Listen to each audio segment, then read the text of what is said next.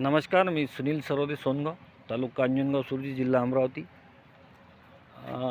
हे शेणखतावर प्रक्रिया केलेली आहे आपले दिनेश भाऊ देशमुख यांच्या मार्गदर्शनाखाली. तर आधी तर हे एका झाडाखाली टाकलेलं आहे म्हणजे सावलीसाठी, आणि नंतर टाकायच्या अगोदर ही ताडपत्री आथरलेली आहे आणि त्याच्यावर हे शेणखत टाकलेलं आहे. शेणखत टाकल्यानंतर त्याला 1 दिवस आड 3 दिवस पाणी टाकलेलं आहे त्याच्यावर, असा राऊंड करून, जेणेकरून बा ते थंड झालं पाहिजे, त्यातली वाफ निघाली पाहिजे.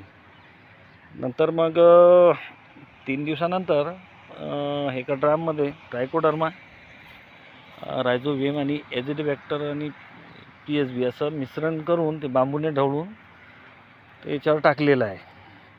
आणि हे पाईप गाळलेलं आहे त्याच्यात, छिद्र पाडून, जेणेकरून त्याची वाफ निघाली पाहिजे आणि आपलं ते द्रावण पण टाकलं गेलं पाहिजे.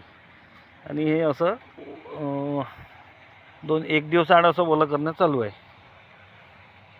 1 दिवस आड ओलं करून जेणेकरून ते थंड राहिलं पाहिजे. धन्यवाद.